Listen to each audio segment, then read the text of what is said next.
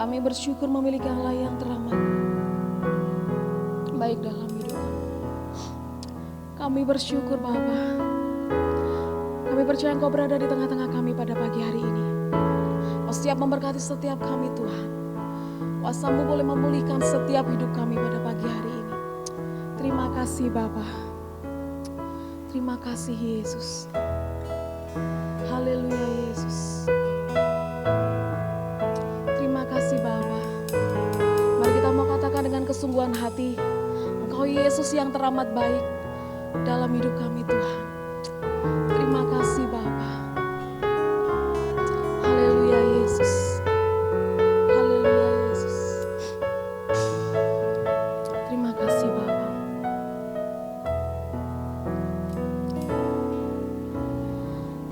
Yesus, Kau sungguh baik. Yesus, nama-Mu indah. Yesus, ku cinta Kau selalu, ku tinggikan, ku agungkan selamanya.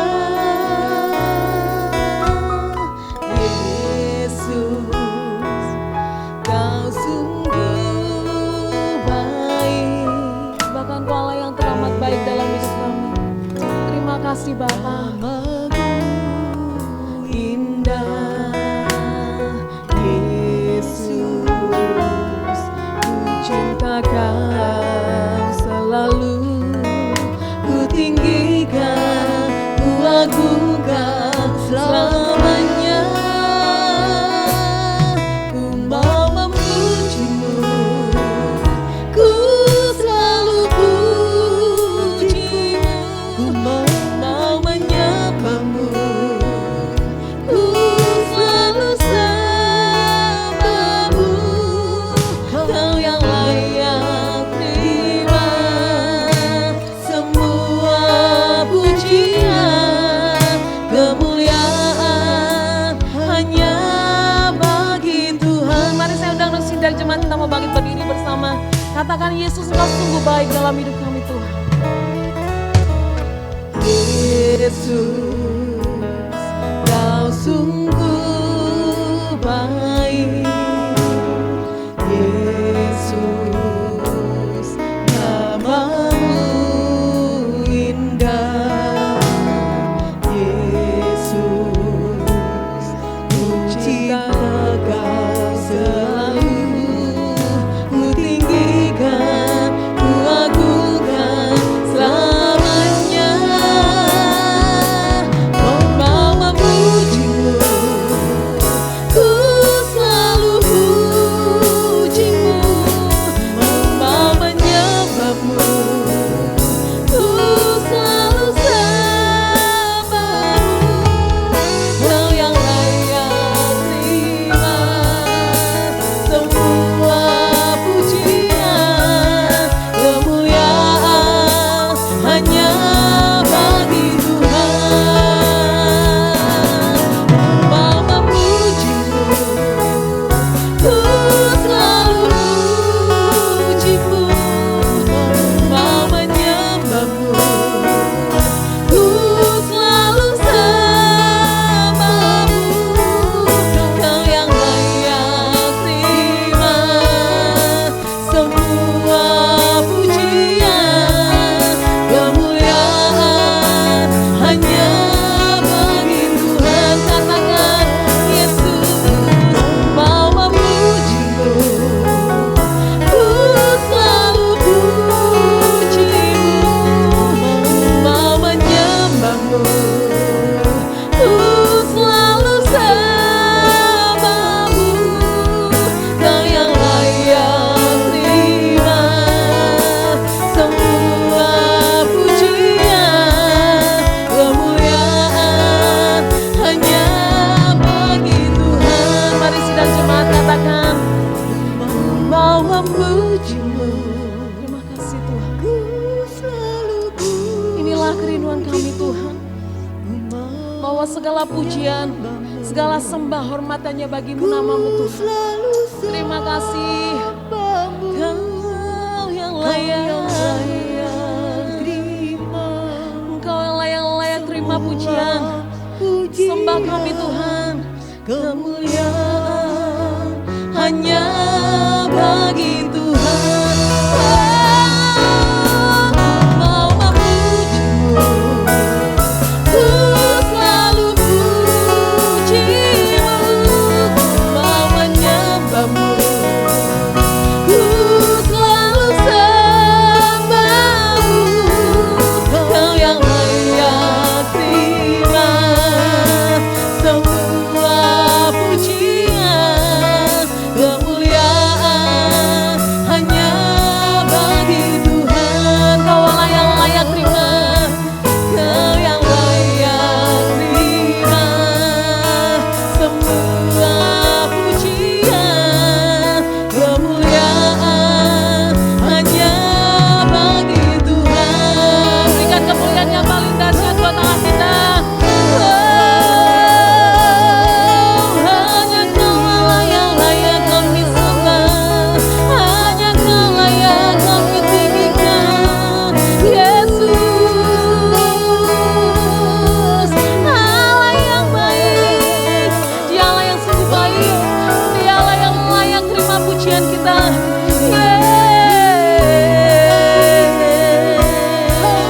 Terima kasih Bapa. Terima kasih Yesus. Kami bersyukur. Kami bersyukur. Haleluya. Yesus, kami percaya Engkau ada di tengah-tengah kami Bapa. Pagi hari ini Engkau siap memberkati setiap kami. Engkau memulihkan hati kami yang hancur. Engkau memulihkan hati kami yang terluka Bapa. Terima kasih. Terima kasih Bapa. Haleluya. Haleluya. Terima kasih Bapa. Biarlah segala hormat pujian layak bagi namamu Tuhan. Haleluya Yesus. Terima kasih Bapa. Terima kasih Bapa. Haleluya Yesus. Dengan penuh kasih Ibu Gembala akan membuka ibadah kita pada pagi hari ini. Haleluya Yesus.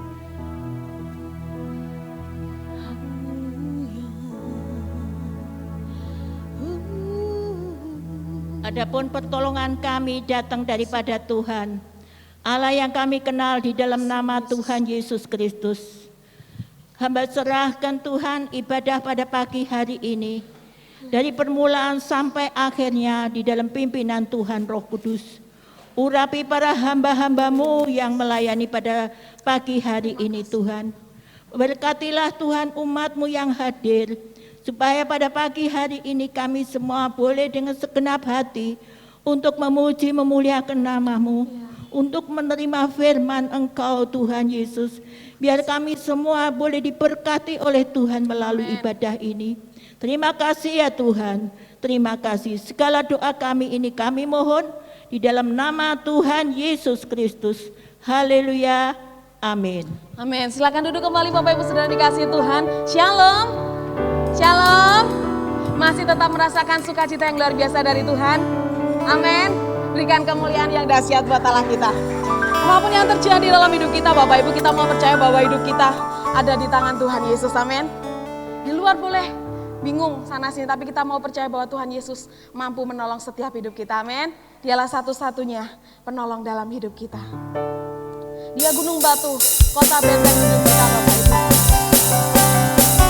Ada apapun yang terjadi ketika Tuhan Yesus ada dalam hidup kita. Haleluya, Dia Allah yang selalu ada. Tidak akan pernah meninggalkan setiap kita.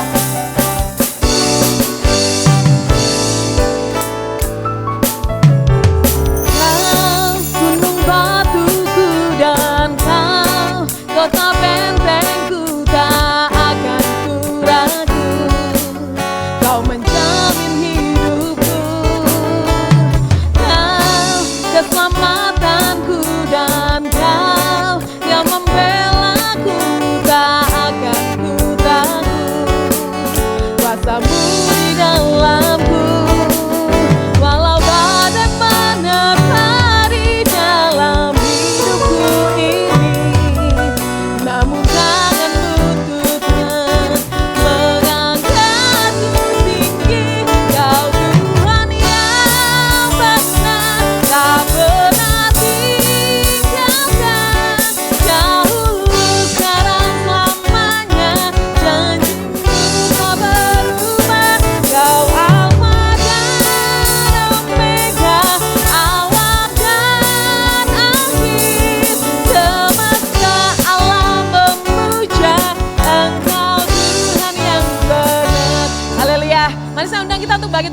bersama Bapak Ibu. Tetap kasih senyum kanan kirimu walaupun kita pakai masker. Tapi kita mau tunjukkan sukacita kita bahwa kita adalah anak-anak yang berharga di mata Tuhan. Amin. Kau gunung batuku dan kau kota bentengku tak akan ku ragu. Kau menjamin hidupku. Kau keselamatanku dan kau yang membelaku tak akan ku takut. Kuasamu di dalamku walau badai menerpa di dalam hidupku ini. Namun tanganmu Tuhan mengangkatku tinggi. Kau Tuhan yang benar, tak pernah tinggalkan. Dahulu sekarang selamanya, janjimu tak berubah. Kau Alfa dan Omega, awal dan akhir. Semesta alam memuja Engkau Tuhan yang benar. Katakan, Kau Tuhan yang benar, tak pernah tinggalkan. Dahulu sekarang selamanya, janjimu tak berubah. Kau Alfa dan Omega, Dialah yang awal dan akhir dalam hidup kita. Amin. Semesta alam memuja Engkau Tuhan yang benar. Semesta alam memuja, semesta alam memuja, semesta alam memuja Engkau Tuhan yang benar. Amin. Dikatakan bangga kita, Dialah yang luar biasa baik dalam hidup kita Bapak Ibu. Silakan duduk kembali. Haleluya.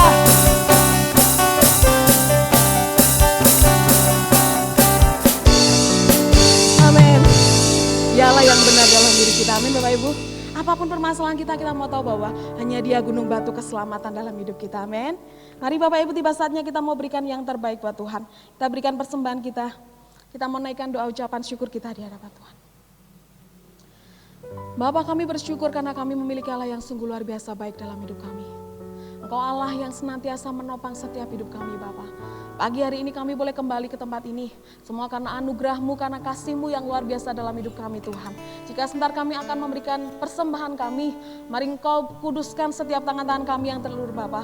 Kau melihat kerinduan setiap hati kami untuk kami boleh memberikan berkat yang kami terima. Untuk kami boleh kembalikan kepada Engkau. Terima kasih Bapa, terima kasih. Kami naikkan persembahan kami naikkan doa ucapan syukur kami di hadapan Engkau. Hanya di dalam nama Tuhan Yesus kami berdoa dan ucap syukur. Haleluya. Amin. Tetap seperti biasa Bapak Ibu, dari kiri saya, nanti selanjutnya di tengah, baru kanan saya. Amin. Pujian yang sangat luar biasa indah boleh memberkati setiap kita pada pagi hari ini. Ku tak berkuasa terhadap apapun, tangan-Mu yang penuh kasih menopangku tanpa henti. Ku tak perlu takut untuk melangkah maju. Amin. Hadirat-Mu yang berkuasa menjagaku senantiasa, seperti tiang awan yang meneduhkan dari tersiar. Hatiku selalu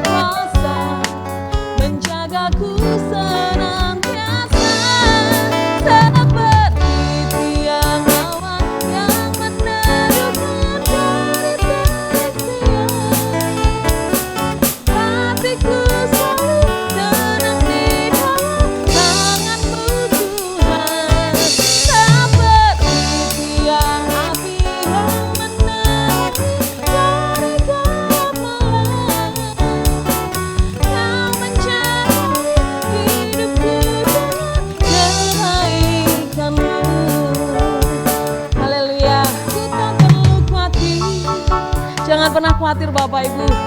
Amin. Karena tangan Tuhan yang penuh kasih senantiasa menopang setiap hidup kita. Amin.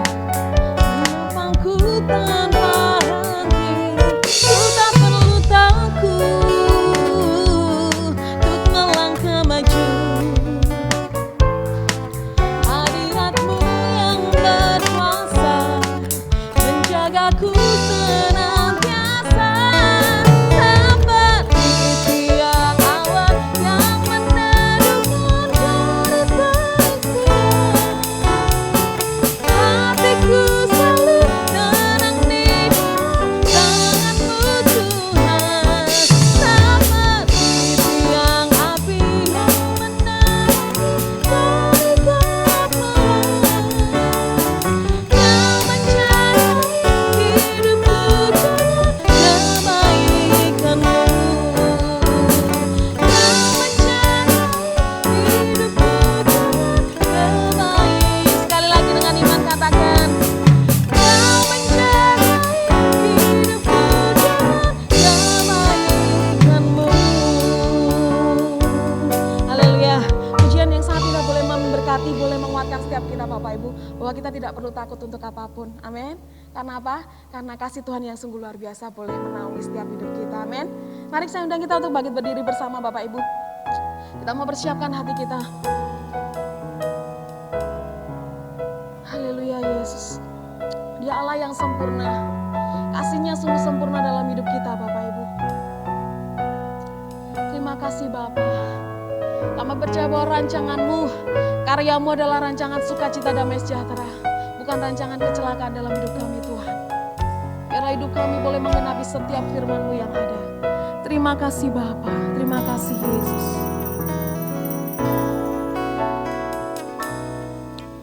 Tuhan, Kau sempurna dalam rencana-Mu dan karya-Mu. Ku serahkan hidupku, pulihkan dengan Roh-Mu. Tuhan Kau sempurna. Tuhan Kau sempurna dalam rencana-Mu dan karya-Mu. Ku serahkan hidupku, murnikan dengan Roh-Mu. Hidupku menggenapi firman-Mu, tanda mujizat sertai tiap langkahku. Kau bersamaku di dalamku, jadi bukti kebesaran-Mu. Katakan Tuhan Kau sempurna dalam hidup kami Tuhan. Tuhan Kau sempurna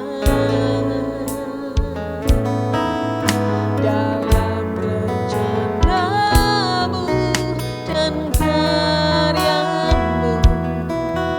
Ku serahkan hidupku, murnikan dengan Roh-Mu. Tuhan,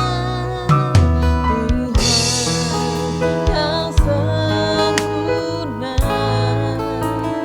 Setiap rancangan-Mu sempurna dalam hidup kami Tuhan. Terima kasih Yesus. Haleluya Yesus.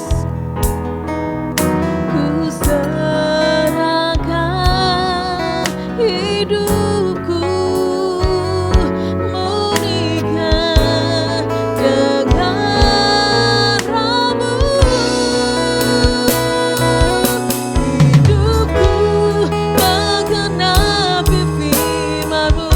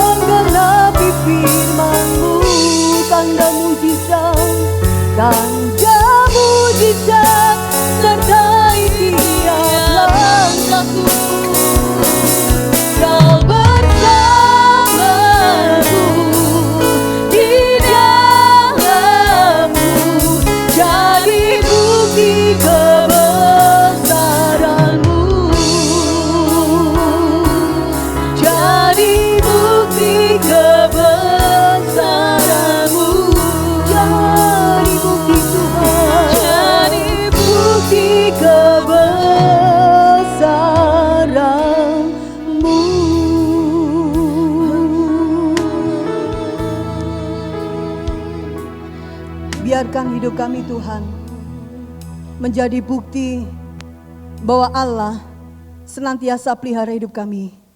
Biarkan melalui hidup kami menjadi bukti bahwa Engkau Allah senantiasa menunjukkan kasih sayang-Mu, kebesaran kasih-Mu bagi setiap kami umat Tuhan.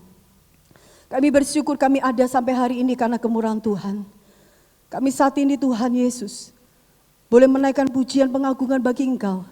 Dan tibalah saatnya untuk bagi kami memberikan hati kami untuk Engkau. Berbicara bagi setiap kami. Jadikan setiap hati kami tanah-tanah yang subur Tuhan.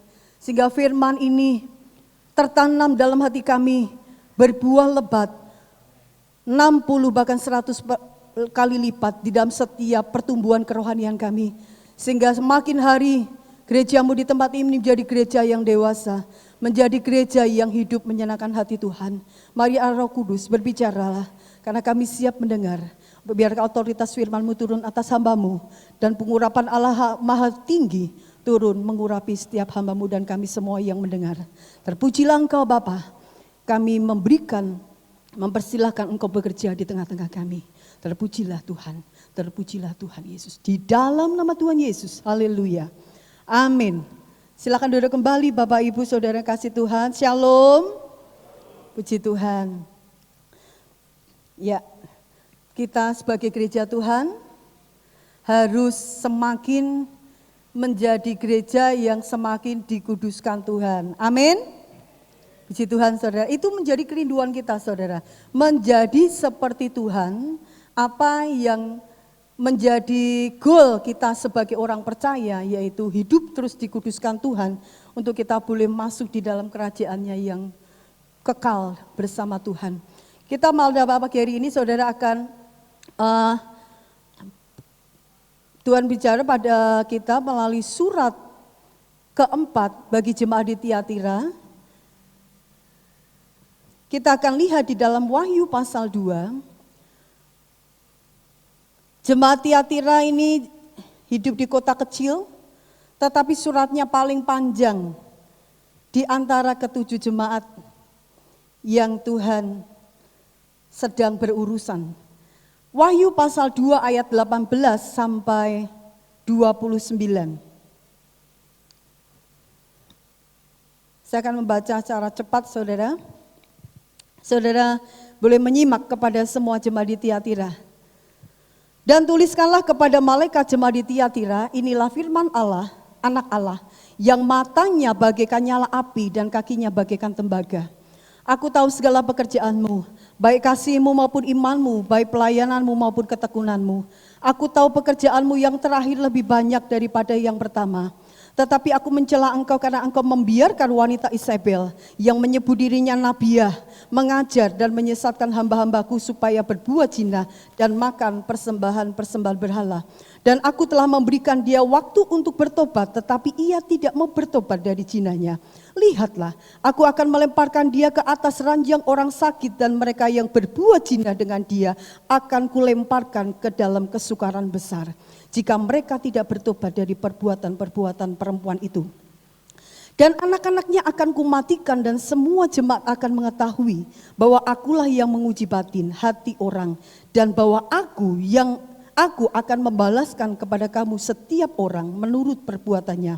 Tetapi kepada kamu yaitu orang-orang lain di Tiatira yang tidak mengikuti ajaran itu dan yang tidak menyelidiki apa yang mereka sebut seluk-beluk iblis.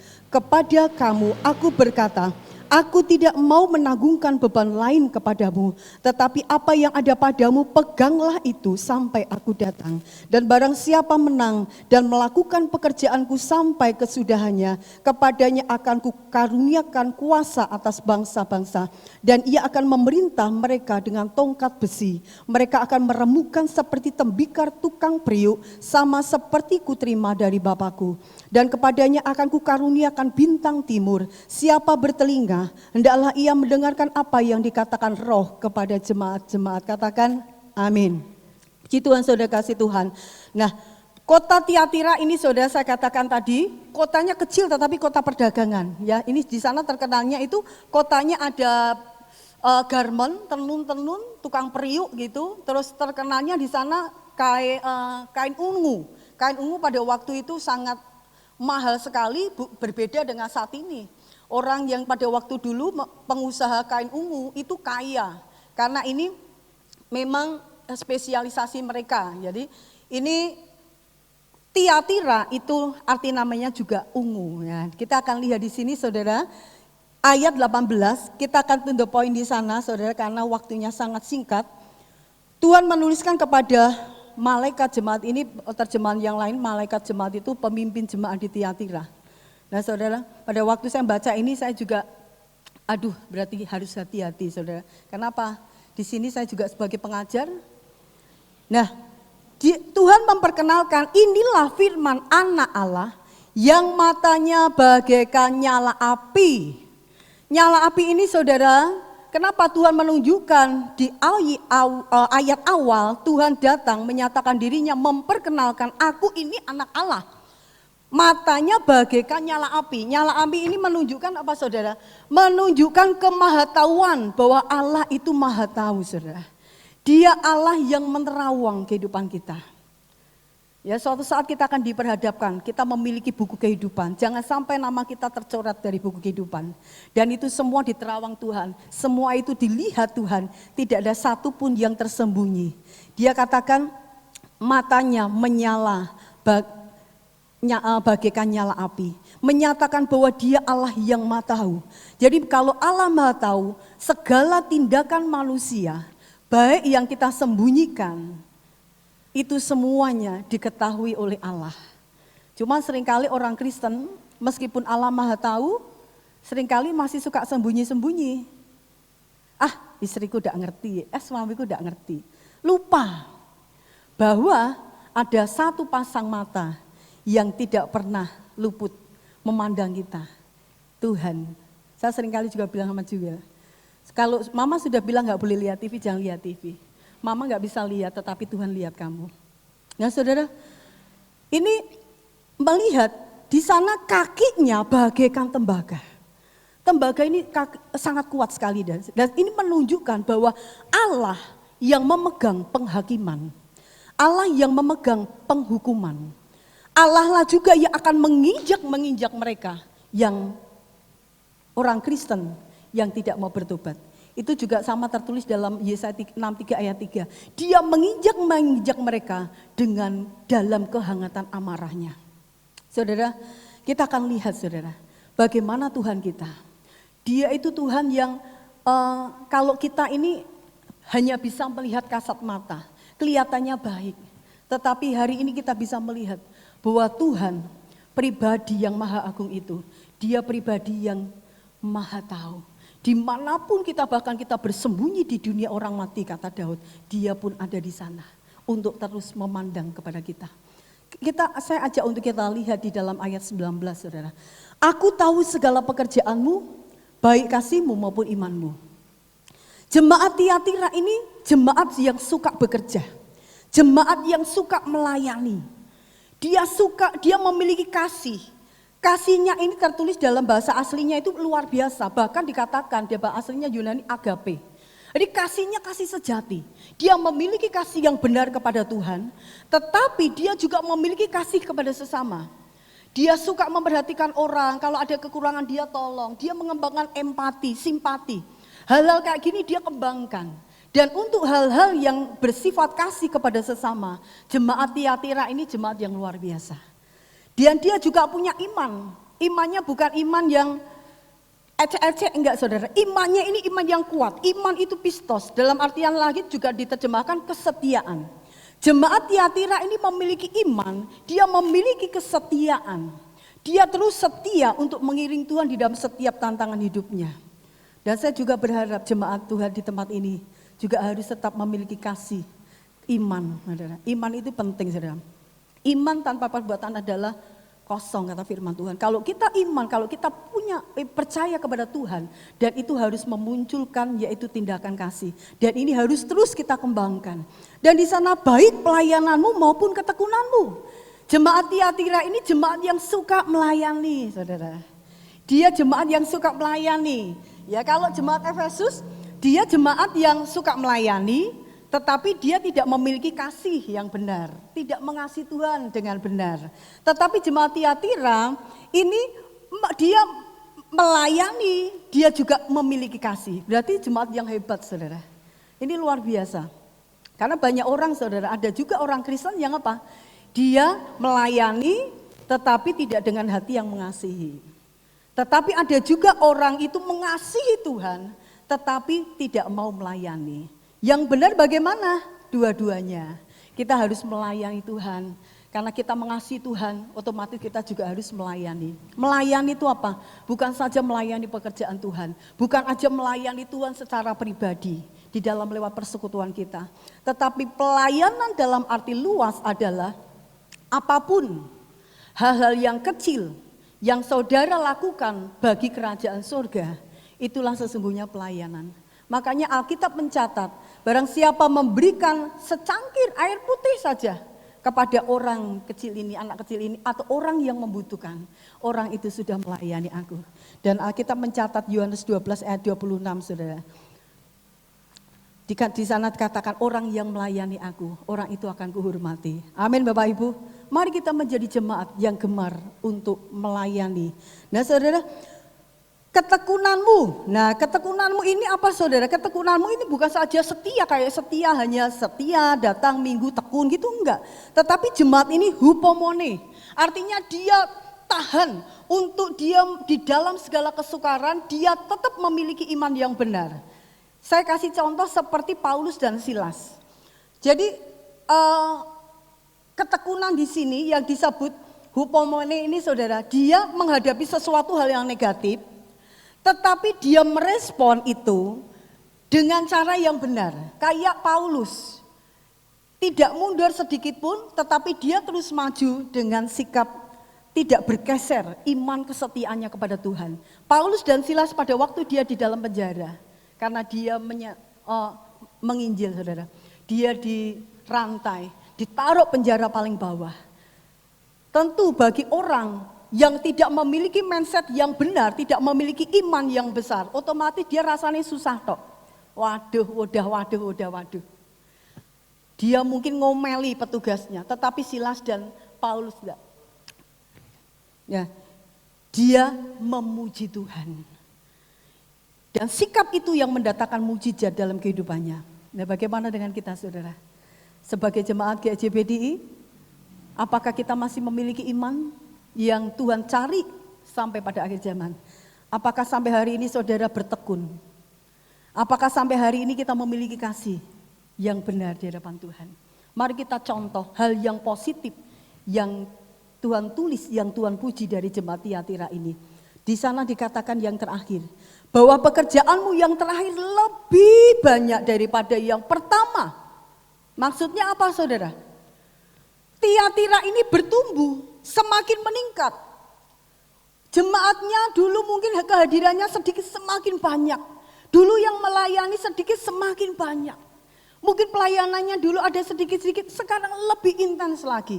Semakin bertambah banyak artinya mengalami kemajuan, mengalami pertumbuhan, mengalami perkembangan. Nah, mari kita menjadi jemaat Tiatira di dalam hal yang positif, saudara. Mari semakin bertumbuh di dalam segala pelayanan, kasih iman kita kepada Tuhan.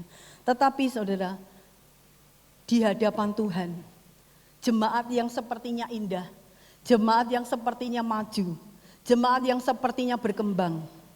Mungkin kalau kita lihat gereja yang sepertinya besar, gereja yang sepertinya orang-orangnya orang hebat. Tetapi Tuhan itu masih melihat, Tuhan menerawang dari pribadi lepas pribadi, dari gereja itu sendiri. Dan itu ditulis di dalam ayat 20. Tetapi aku mencela engkau karena engkau membiarkan wanita Isabel yang menyebut dirinya Nabiah, mengajar dan menyesatkan hamba-hambaku supaya berbuat zina dan makan persembahan berhala. Saudara, Tuhan mencela jemaat Tiatira karena jemaat itu, gereja itu, pemimpin gereja Tiatira, dia membiarkan wanita Isabel menyesatkan, mengajar dengan doktrin-doktrin palsu, mengajar dengan ajaran-ajaran yang palsu, mengajar dengan ajaran-ajaran yang tidak bersumber dari kebenaran. Dan jemaat itu mengikutinya. Kadang saya berpikir saudara, gini, kenapa ya jemaat ini kan memiliki iman yang besar. Bagus, kasihnya bagus. Tetapi kenapa ya jemaat ini kok sebagian ada yang ngikuti ajaran yang enggak benar. Saya berpikir, bisa jadi Isabel ini bukan sosok istri Raja Ahab saudara. Tetapi ini gambaran, simbolis. Karena begitu kita mendengar kata Isabel ini memang di dalam perjanjian lama dia adalah istri Ahab. Dia adalah orang yang membawa Baal, dewa-dewa Baal, karena dia sudah menikah dengan Raja Israel, Raja Ahab. Dia mempengaruhi suaminya untuk turut menyembah berhala. Dan bahkan seluruh bangsa Israel banyak sekali yang meninggalkan Tuhan dan mengikuti di Baal. Dia membunuh, dia mempromosikan nabi-nabi Baal dan dia membunuh nabi-nabinya Tuhan. Sampai Elia harus berurusan dengan Isabel. Tidak sampai di situ. Dia perempuan yang licik. Dia perempuan yang jahat. Ketika suaminya menginginkan kebun Nabot, sama Nabot ini enggak diberikan. Isabel yang bertindak dengan cara-cara yang jahat. Dengan cara apa? Dia memaklumkan, ayo semuanya berpuasa. Kemudian Nabot ini ditempatkan paling depan, di situ dia disidang. Dicari itu saksi-saksi dusta, dicari saksi-saksi yang bohong. Akhirnya apa saudara? Ada fitnahan di sana yang mengakibatkan akhirnya Nabot harus dibunuh. Padahal dia tidak salah. Dia menghalalkan berbagai cara, dia licik untuk apa saudara? Mendapatkan keinginannya. Isabel ini terkenal dengan praktek sihir. Isabel ini terkenal dengan persundalannya, perjinahannya secara rohani. Jadi Alkitab makanya menulis di situ karena engkau membiarkan wanita Isabel, bukan di situ Isabel yang dulu, tetapi itu gambaran membiarkan ajaran-ajaran Isabel ini ada di dalam gereja Tiatira. Itu yang Tuhan marah. Itu yang Tuhan akhirnya harus datang kepada jemaat Tiatira dengan menunjukkan bahwa aku Tuhan yang maha tahu, yang menyelidiki setiap dosa yang tersembunyi. Nah saudara, kita bisa lihat di sini saudara, Isabel, bagaimana dengan kehidupan kita. Saya kemarin mulai mikir saudara, apa ya? Kenapa Isabel seperti ini tetapi sebagian juga katut dengan ajarannya. Orang itu saudara kalau sudah suka, orang itu kalau sudah mengidolakan seseorang itu hati-hati. Makanya saudara jangan pernah mengidolakan orang. Kalau seorang itu mengidolakan dan orang itu pengajar di atas mimbar ini, kalau dia salah, saudara gak akan pernah lihat kesalahannya. Saudara akan terus memandang bahwa dia benar. Bahkan kita lihat saat ini saudara, ironis kita mendengar di YouTube juga ya, gereja-gereja mimbar yang seharusnya kudus, tetapi berapa banyak mimbar ini sudah disampaikan, diserukan dengan apa? Menjelek-jelekan hamba-hamba Tuhan yang lain. Ini sudah tidak benar saudara. Saya kurang serap kalau ada hamba pengajar di sini, pengajar-pengajar yang di YouTube, dia menjelek-jelekan hamba Tuhan yang lain. Karena apa? Ketika orang berkhotbah, harusnya dia mengkhotbahkan bagaimana dia berkarya dalam kehidupannya. Sehingga jemaat mengikuti. Sehingga jemaat juga merasakan bagaimana Tuhan berkarya.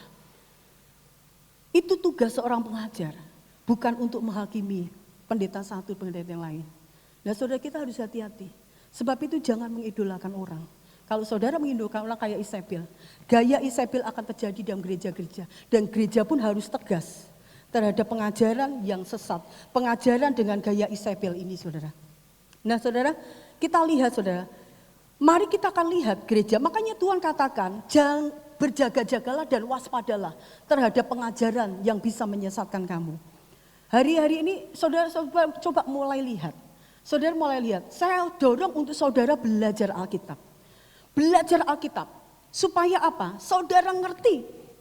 Belajar Alkitab, di dalam Alkitab juga ada beberapa tafsirnya, kalau cari jangan satu tafsiran, jangan satu-satu sumber saudara. Mulai belajar cerdik saudara, supaya apa? Hari-hari ini akan banyak pengajar-pengajar sesat dan itu akan membuat kekacauan dalam gereja, iya. Tetapi kita bisa lihat, saudara saya pernah dengar sendiri. Ada seorang pengajar, saya pernah datang sebuah ibadah. Pengajarnya dengan kata lain, ya udah toh, daripada saya tukaran dengan anak saya, lebih baik saya ngalah, anak saya tak izinkan nikah dengan orang yang tidak seiman. Gak apa-apa, itu kan hanya sementara. Hati-hati saudara.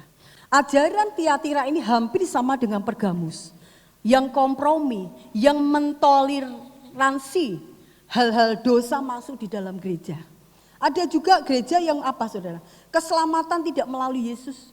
Kamu berbuat baik, tidak mengenal Tuhan, kamu selamat kok. Ini gereja saudara.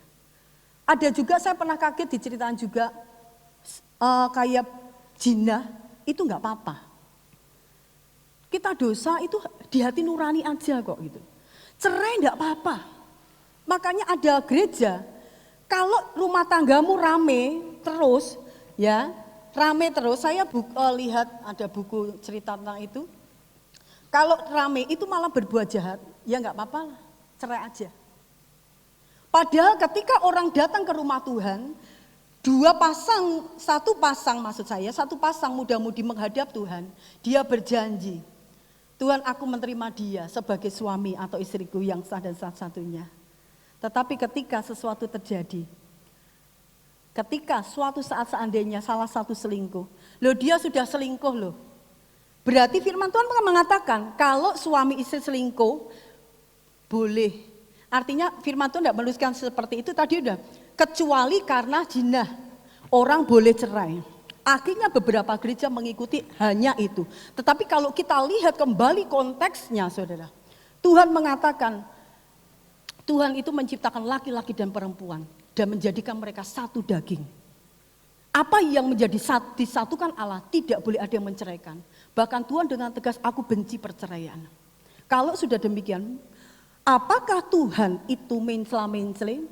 Apakah dia yang benci dengan perceraian, dia juga yang menyetujui perceraian? Saya pikir tidak. Ketika orang mau menikah di dalam gereja, dia akan menghadap pendeta. Dia diberkati di altar Tuhan. Tetapi ketika orang mau cerai, pendeta tidak pernah ngerti saudara. Bahkan mereka tutup mulut. Ini yang kita sesalkan saudara. Mereka datangnya kemana saudara? Pengadilan. Kenapa mereka tidak mau datang ke pendeta? Mengapa mereka tidak mau datang ke altar Tuhan? Bukankah di altar Tuhan, Tuhan menyediakan jawaban? Karena pernikahan adalah apa saudara? Itu melambangkan hubungan Kristus dengan jemaatnya. Tidak ada yang percaya. Sekalipun kita berkali-kali melakukan kejahatan, tetapi Dia Allah tetap mengampuni kita saudara. Itulah sesungguhnya kemurnian saudara. Jadi jangan dipleset-plesetkan saudara.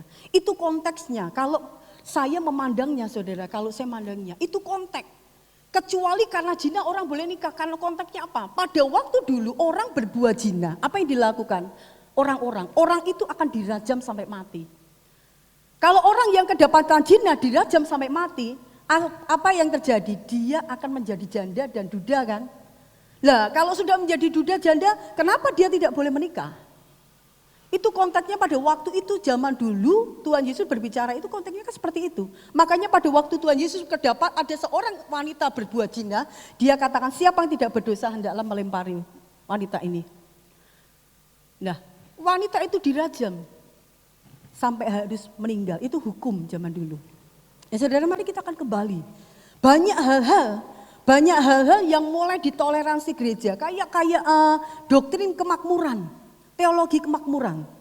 Teologi kemakmuran itu teologi yang mengarahkan bahwa kalau saudara itu kalau jadi orang Kristen, saudara harus kaya, nyaman, beres semuanya. Gitu ya. Beres semuanya. Nah, hati-hati juga saudara. Juga ada baptisan yang harus diakui yang akan membawa kita ke surga, ada baptisan yang dilakukan oleh tertentu saudara. Nah, hati-hati saudara. Kalau ajaran Isabel ini saudara, salah satunya juga seperti saudara. Kalau kita mau memahami bagaimana kasih karunia Allah itu, yang besar itu, bagaimana kita cara memahami kasihnya yang luar biasa itu, kita harus masuk dan tenggelam di dalam kejahatan. Kalau kita sudah menjadi tenggelam dalam kejahatan, kita bisa merasakan kasih karunia Tuhan itu seperti apa. Dan jangan kamu tetap jadi orang Kristen. Dia berusaha, misalkan kalau kamu mau menolong orang mabuk, kamu jadi harus mabuk gitu. Jadi ajarannya ini dibawa, jemaat Tiatira ini dibawa kepada upacara-upacara kafir. Enggak apa-apa, kamu tetap Kristen, enggak apa-apa. Ini hal yang umum kok, ini hal wajar. Nanti dibawa ke mereka upacara kafir. Kalau kita mau melihat pekerjaan iblis, kita harus masuk. Kita harus bersekutu, ibaratnya seperti itu. Makanya di sana dikatakan seluk-beluk iblis. Jemaat yang terlibat di dalam seluk-beluk iblis. Nah, Tuhan ngerti saudara. Mungkin Isabel ini sepertinya jemaat yang bagus. Isabel ini seorang pengajar yang baik. Sepertinya benar, buktinya saudara, yang mengikuti banyak, saudara. Tetapi kita akan lihat di sini, saudara. Kita akan lihat di sini. Ada hal-hal yang kita mau pelajari. Hal yang pertama, ayat 21. Dan aku telah memberikan dia waktu untuk bertobat, tetapi ia tidak mau bertobat dari jinahnya. Lihat, aku akan melemparkan dia ke atas ranjang orang sakit, dan mereka yang berbuat jinah dengan dia akan kulemparkan ke dalam kesukaran besar jika mereka tidak bertobat dan dari perbuatan-perbuatan perempuan itu. Yang pertama kita mau pelajari, saudara. Yang kita pada pagi hari ini kita mau kupas, saudara. Yang pada pagi hari ini kita mau tangkap pesan Tuhan. Tuhan mau, saudara, hidup kita hidup di dalam kekudusan. Mari kita belajar. Setiap hari kita peka terhadap dosa. Ini tidak benar ya. Ketika ada seorang hamba Tuhan yang mengajar di sini pun saudara boleh uji. Ini benar apa enggak toh? Kalau sudah melenceng saudara jangan ikuti. Kalau ajarannya udah keluar dari batas, dosa-dosa mulai ditoleransi. Perzinahan enggak apa-apa, nanti kan bisa minta ampun lagi sama Tuhan. Saudara jangan ikuti. Nah, di sini hal yang pertama kita mau lihat, mari kita belajar hidup di dalam kekudusan. Hidup di dalam pertobatan. Jangan menjadi keduniawian. Keduniawian itu apa, saudara? Pikiran kita, hidup kita hanya yang kita cari hal-hal yang materi. Yang kita cari hal-hal yang kelihatan, kata firman Tuhan. Tetapi hal yang kekal, yang tidak kelihatan, kita abaikan. Itu namanya kita menjadi keduniawian. Saudara, yang kita cegah bagaimana kita numpuk harta sebanyak-banyaknya. Tetapi pekerjaan Tuhan kita enggak mau tahu. Ini kita menjadi orang yang keduniawian, saudara. Hati-hati, karena Tuhan itu maha tahu. Matanya bagai nyala api, saudara. Nah, kita lihat di sana, saudara. Isabel jemaat itu sudah ditegur. Tuhan katakan, aku sudah menegur tetapi dia tidak mau bertobat. Nah ini yang harusnya terjadi, jangan sampai terjadi dalam hidup kita, saudara. Tuhan itu maha baik, saudara. Tuhan itu maha luar biasa, dia sabar. Coba saudara lihat dalam Roma pasal 2 ayat 4, saudara. Silakan bisa ditayangkan. Roma pasal 2 ayat 4.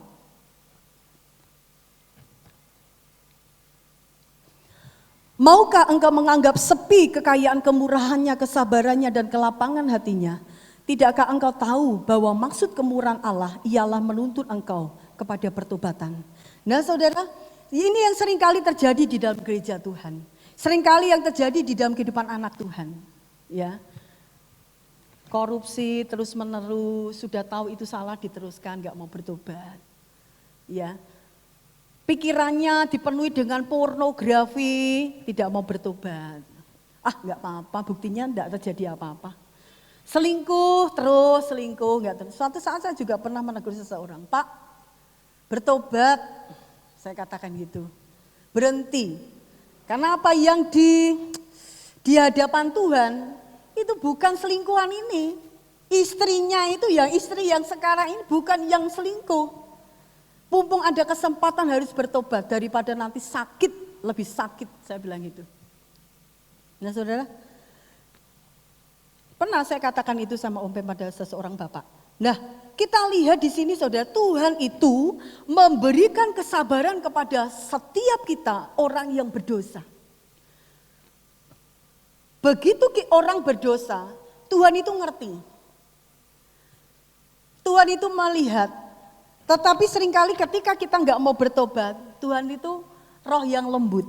Roh Kudus itu roh yang lembut, saudara. Dia mengingatkan, ayo, itu salah loh. Itu loh, kamu enggak kasihan sama istrimu, dia mengasihi engkau. Dah kita menutup sampai bertahun-tahun berjalan. Apakah berarti Tuhan itu membiarkan? Tidak, saudara. Jangan anggap sepi kemurahan Tuhan. Tuhan membiarkan seperti ini, sepertinya dibiarkan, itu memberikan kita kesempatan untuk bertobat, kata firman Tuhan. Ayat 21, aku akan melemparkan ketika orang itu enggak bertobat, aku akan melemparkan dia ke ranjang orang yang sakit. Yang dilemparkan bukan pengajarnya saja, tetapi jemaat yang ikut, dua-duanya. Yang berzina secara rohani yang ngajar dengan yang berzina secara rohani dihancurkan semua, dua-duanya dihukum oleh Tuhan. Nah, saudara, ini penting. Roh Kudus menegur dengan cara pelan. Kalau tidak bisa, seringkali dengan cara keras. Meskipun cara Tuhan tidak selalu sama. Ada kalanya bisa melalui sakit penyakit, bisa melalui pekerjaan, bisa melalui banyak hal, anak, banyak hal. Tetapi kalau orang-orang itu enggak sadar, udah itu tinggal haknya Tuhan, saudara. Saya punya teman kan sama, yang pernah dia selingkuh, enggak bertobat, sudah selingkuh enggak bertobat, akhirnya meninggalkan Tuhan. Nah ini kriteria dosa, sifat dosa. Sifat dosa itu merusak. Sifat dosa itu akan menjauhkan kita dari Allah. Teman saya ini akhirnya jauh dari Tuhan, enggak pernah beribadah bertahun-tahun. Suatu saat ketika meninggal, dia pun enggak ada kesempatan. Artinya enggak ada kesempatan untuk minta ampun yang terakhir kali kepada Tuhan. Karena apa? Serangan jantung. Dia meninggal di dalam keadaan berdosa. Kalau seperti ini saudara, bagaimana? Apakah tidak hanya ada, apakah yang diuntungkan dari kehidupan seperti ini? Sebab itu Tuhan mau terus hiduplah di dalam kekudusan. Karena kalau Tuhan hari-hari ini masih memberikan kita kelonggaran, kalaupun kita ada kesalahan apa, dosa apa, yang mungkin kita simpan, mari kita akan ubah, kita akan tinggalkan saudara. Dan kita akan lihat yang kedua. Ayat 23, dan anaknya akan kumatikan dan semua jemaat akan mengetahui bahwa akulah Tuhan yang menguji batin dan hati orang. Anak-anaknya ini akan dibuat, anak-anaknya akan hancur, tidak punya iman, anak-anaknya berantakan saudara. Nah ini akibat orang yang tidak bertobat. Jangan sampai dosa orang tua itu akan mempengaruhi kehidupan anak saudara. Dosa yang kita lakukan, yang kita tidak bertobat, jangan sampai mempengaruhi transfer ke anak-anak kita. Sehingga kita tidak mentransferkan berkat kepada keturunan kita, tetapi malah kutuk. Jangan sampai saudara. Nah di sana dikatakan hal yang kedua yang kita mau tangkap saudara. Tuhan itu menyelidiki setiap yang kita lakukan. Tadi di sini dikatakan, aku Tuhan yang menguji hati. Dia Tuhan yang menguji motivasi kita. Ketika kita memberi untuk pekerjaan Tuhan, Tuhan melihat motivasi kita. Ketika kita beribadah, Tuhan melihat motivasi kita. Ketika kita memberi, melayani apapun, Tuhan melihat motivasi kita. Jadi saudara, Tuhan melihat. Mungkin kalau suatu saat ada orang itu jatuh dalam dosa, tetapi dia sepertinya tampaknya baik-baik saja. Bahkan dia melakukan amal banyak, perbuatan dia banyak, mungkin nyumbang sana, nyumbang sini karena uangnya banyak saudara. Dia jangan pernah berpikir, apa yang sudah dia lakukan itu membuat hati Tuhan jadi lunak. Membuat Tuhan menoleransi. Oh gak apa-apa karena kamu sudah memberi banyak nak ya, dosamu tak kurangi, kamu tak ampuni. Enggak saudara, Tuhan itu adil. Dosa-dosa, merah-merah, hitam-hitam. Hitam atau putih, dosa itu tidak abu-abu. Kalau dosa katakan dosa. Ada orang yang lihat foto telanjang. Kalau orang tidak mau tinggal dalam dosa, ketika orang melihat foto telanjang, dia akan, oh ini kan dosa kayak gini, mbok simpan. Tetapi orang yang hidup dalam dosa, dia akan apa? Katakan apa? Lo seni kok. Ini kan seni. Rugi kalau enggak disimpan. Seni. Nah ini bahayanya saudara. Mengkompromikan, hampir sama dengan jemaat Pergamus. Nah, Tuhan itu menyelidiki hati kita dan tidak ada satupun perbuatan yang tidak diketahui oleh Tuhan. Nah, Tuhan itu adil, tetapi Tuhan juga kasih, saudara. Nah, dia juga puas. Dia senang dengan ketekunan kita. Dia akan kasih reward, saudara. Bagaimana Tuhan itu memperdulikan, bagaimana Tuhan menghargai seberapa saudara bertekun, seberapa saudara melayani. Apapun yang kita kerjakan bagi Tuhan, dia lihat, saudara. Dia perhatikan, bahkan hal yang kecil aja Tuhan perhitungkan. Tuhan itu hanya mau, saudara, Tuhan itu supaya kita ini, Tuhan itu keras dengan kita. Tuhan itu tegas dengan kita. Supaya apa? Kita ini tidak sampai masuk dalam api neraka. Karena neraka itu dibuat Tuhan bukan untuk menghukum kita. Neraka dibuat Tuhan untuk menghukum iblis. Iblis gak mau sendirian. Dia mau pengikut Allah. Dia mau anak-anak Allah diseret, ditarik untuk ikut bersama dia di dalam penghukuman. Karena dia musuh Allah. Dia tidak mau anak-anaknya masuk di dalam surga kekal. Makanya dia terus berjuang dan mempengaruhi. Dia tidak merusak gereja, tetapi dia akan terus merusak iman jemaat. Merusak iman saudara. Sampai kita dibuatnya kehilangan kasih karunia Tuhan. Nah saudara, jadi Tuhan ketika kita ini bersandar mau berpegang pada standarnya Tuhan. Dikatakan mari selanjutnya di sana 24 saudara. Mereka yang tidak mengikuti, ya orang-orang tidak mengikuti ajaran itu, dan yang tidak menyelidiki apa yang mereka sebut seluk-beluk iblis, kepada kamu aku berkata, aku tidak mau menanggungkan beban lain. Tetapi dikatakan, tetapi apa yang ada padamu, pegang itu, jangan sampai hanya tua saudara. Pegang kebenaran terus, pegang kekudusan, itu sampai kita mati. Sampai Tuhan memanggil kita kembali. Dan barang siapa dan melakukan pekerjaanku sampai kesudahnya, kepadanya aku karuniakan kuasa atas bangsa-bangsa. Ini saudara, upah bagi orang yang bisa menguasai dirinya, untuk dia terus bertekun, untuk dia menguasai dirinya dari segala kuasa dosa, sehingga dia terus hidup di dalam kekudusan. Makanya karena dia sudah menguasai, Tuhan memberikan upah yang luar biasa, yaitu dia memerintah bersama-sama dengan Tuhan. Menghukum. Dikatakan, ia akan memerintah mereka dengan tongkat besi. Tongkat besi ini untuk apa? Meremukkan tembikar, tukang periuk, orang-orang yang tidak mau bertobat. Kita akan memerintah bersama Tuhan, saudara. Asal kita berpegang teguh pada kebenaran. Moral, saudara. Belajar untuk kita suka baca firman. Jangan sukanya diombang-ambingkan. Kalau saudara tidak suka firman Tuhan, saudara kamu sudah diombang-ambingkan. Gampang sekali, apalagi kalau sudah saudara punya idola. Idolanya salah, ya saudara akan salah. Dan ini jahat di hadapan Tuhan, saudara. Mari kita belajar, saudara. Bahkan dikatakan ayat 2, dan kepadanya aku kukaruniakan bintang timur. Bintang timur ini menunjukkan apa? Orang itu disertai Tuhan, melambangkan ada kemenangan, ada kemuliaan yang dia akan dapat dari Tuhan, saudara. Kepadanya akan kekaruniakan bintang timur. Siapa bertelinga, hendaklah ia mendengar apa yang dikatakan Roh kepada jemaat-jemaat, saudara. Inilah kebenaran yang kita mau pelajari, saudara. Bertumbuh, semakin giatlah, saudara. Ada 3 yang mau saya mau sampaikan kepada saudara. Mari kita akan menjadi jemaat yang lebih giat. Giat di dalam kasih kita kepada sesama. Giat dalam kasih kita kepada Tuhan. Mari kita menjadi jemaat yang mempunyai iman yang benar. Iman yang menghasilkan perbuatan. Mari kita menjadi jemaat yang bertekun.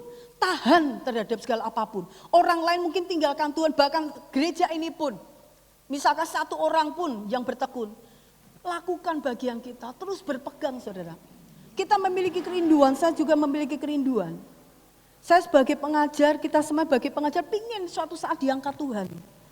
Nah kalau kita diangkat Tuhan, saya juga pingin semua jemaat juga diangkat Tuhan. Makanya kita belajar. Sana ada banyak gereja besar-besar, ya sudah gereja besar. Yang penting kita menjadi gereja yang benar, saudara. Menjadi gereja yang berpegang pada kebenaran firman. Menjadi gereja yang tegas terhadap hal-hal yang tidak benar, ajaran-ajaran yang sesat, saudara. Mari kita akan belajar saudara. Hari yang kedua saudara, kenapa Tuhan menyelidiki hati kita? Di dalam segala hal yang kita lakukan, mari kita berpikir, Dia matanya bagaikan nyala api. Dia menyelidiki setiap kehidupan kita. Dia memeriksa dan Dia tahu segala motivasi hidup kita. Dan semuanya akan dipertanggungjawabkan di hadapan Tuhan. Yang selanjutnya, mari kita hidup di dalam pertobatan. Karena pertobatan inilah saudara, yang akan membawa kita bisa sampai pada akhir. Di mana kita hidup di dalam dunia ini. Kiranya firman Tuhan ini menjadi kekuatan bagi kita semua. Kita belajar menjadi gereja yang dewasa. Firman Tuhan mengatakan, orang kalau dewasa itu orang yang suka makanan yang keras. Atos, gak enak. Nah, tetapi itulah saudara, orang yang dewasa. Mari kita belajar. Berbahagialah orang yang mendengar firman Tuhan, tetapi terlebih yang melakukannya dalam kehidupan kita. Mari kita akan bangkit berdiri, kita akan naikkan pujian, Kau telah memilihku. Jadikan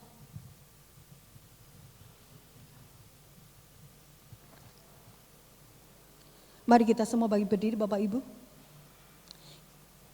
Kita akhiri komitmen kita melalui pujian ini. Jadikan aku bait suci-Mu.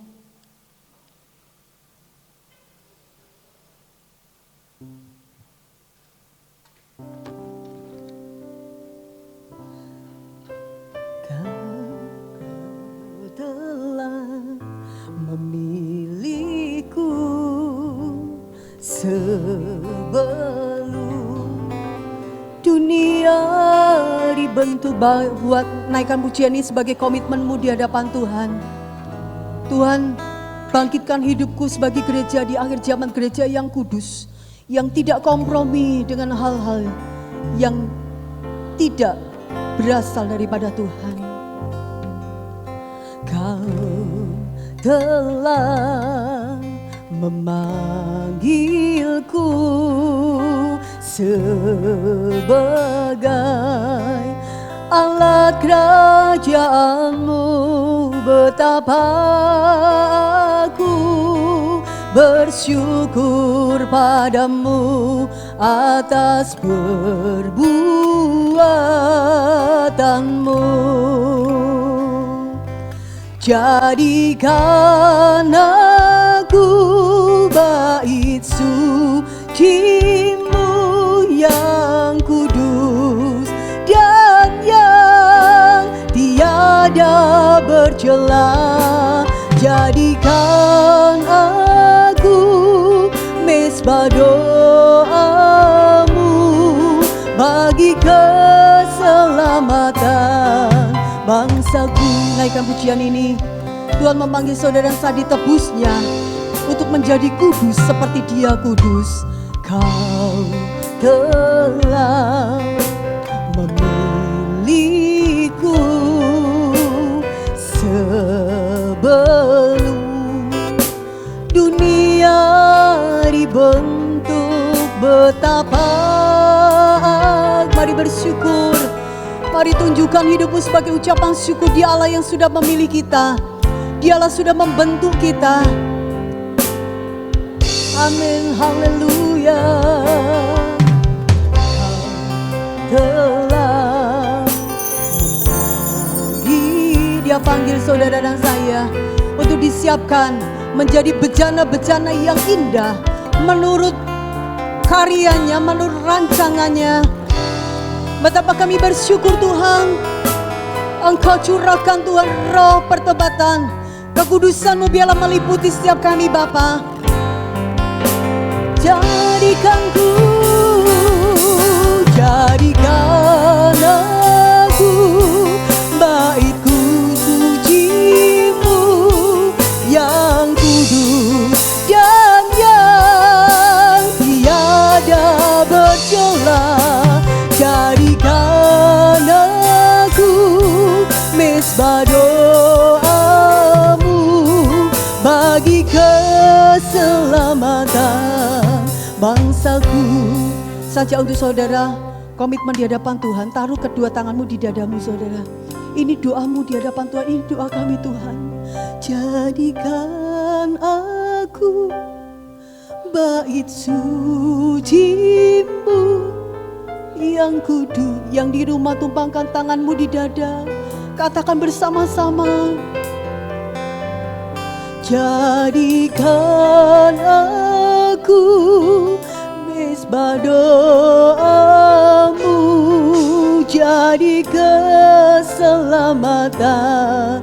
Sekali lagi katakan lebih sungguh.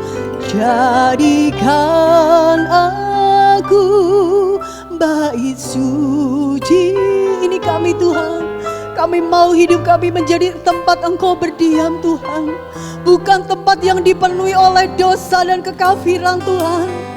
Tetapi kami rindu hidup kami dipenuhi oleh Engkau. Hidup kami dipenuhi oleh kebenaran-Mu Tuhan.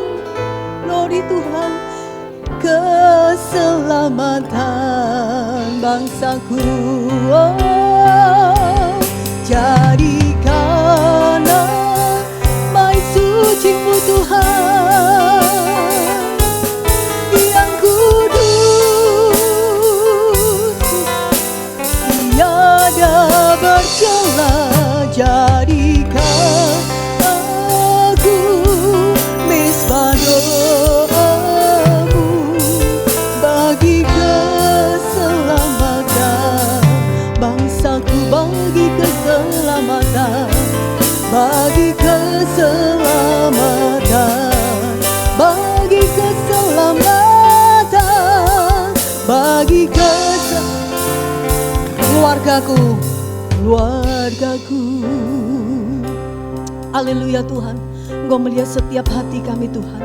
Engkau melihat setiap tangan kami Tuhan, yang kami taruh di dalam dada kami Tuhan. Ini menjadi kerinduan kami. Jadikan kami gereja yang kudus Tuhan. Jadikan kami pribadi yang semakin kudus, semakin kudus, yang hidup menyenangkan hati Tuhan dan bukan menyakiti hati Engkau Tuhan. Mari Tuhan ampuni kami, ampuni gereja-Mu. Mari selidiki Engkau Allah. Siang hari ini Engkau hadir. Engkau Allah, mata-Mu Tuhan memancarkan nyala api. Inilah kami di hadapan-Mu Tuhan, selidiki kami. Berikan roh pertobatan di dalam setiap kehidupan pribadi, lepas pribadi. Sehingga kami menjadi ciptaan baru Tuhan. Sehingga kami menjadi saksi Kristus. Sehingga kami menjadi jemaat yang terus diperkenan Tuhan. Dan kami akan terus berpegang pada kebenaran firman Tuhan. Sehingga pengharapan kami di dalam Engkau, suatu saat nanti kami akan diangkat oleh Tuhan. Suatu saat nanti kami akan memerintah bersama Engkau. Suatu saat nanti kami akan disertai Tuhan. Kami akan hidup bersama dengan Engkau selama-lamanya Tuhan. Itu yang menjadi pengharapan kami Tuhan. Kami mau tinggalkan sifat keduniawian, kehidupan keduniawian di dalam nama Yesus Tuhan. Itu kami tidak mau melekatkan diri pada hal-hal duniawi. Kami mau mengikatkan diri kami pada hal-hal kekal. Terima kasih Tuhan. Mari Tuhan taruh firman-Mu dalam setiap kehidupan anak-anak-Mu. Bila firman-Mu hidup dan mengubahkan setiap kami Tuhan. Terima kasih Tuhan. Kami berdoa untuk anak-anak-Mu yang minggu-minggu ini berulang usia. Tuhan tolong mereka, memberkati. Bapak Komang, Bapak Yanto, Tuhan memberkati. Dan Tuhan pernikahan Bapak Yosef, Tuhan memberkati. Apapun yang mereka kerjakan, kiranya tangan Tuhan sedia akan memberkati. Tuhan sedia akan menaungi kehidupan rumah tangga mereka. Di dalam nama Yesus, kami juga menyerahkan semua jemaat Tuhan. Tambah-tambahkan kesetiaan, tambah-tambah ketekunan di dalam kehidupan mereka. Mereka yang sedang hari ini berjuang di dalam hal ekonomi, dalam hal keluarga apapun. Engkau Allah yang senantiasa menyertai dan memegang mereka. Kami bersyukur, berkati bangsa dan negeri ini. Berkati kota kami dengan berkat-berkat yang datang daripada Tuhan. Terpujilah Engkau Bapa. Di dalam nama Tuhan Yesus kami berdoa dan mengucap syukur. Amin.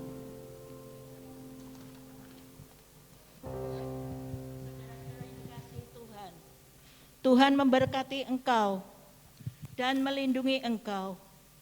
Tuhan menyinari engkau dengan wajah-Nya dan memberikan engkau kasih karunia-Nya. Tuhan menghadapkan wajah-Nya kepadamu dan memberikan engkau damai sejahtera-Nya. Mari kita bersama-sama pulang dengan berkat rahmat dari Allah Bapa, kasih damai sejahtera dari Tuhan Yesus, persekutuan dengan Roh Kudus menyertai kami sekalian, mulai saat ini sampai Maranatha. Dalam nama Tuhan Yesus Kristus kami beralaskan doa. Haleluya. Amin.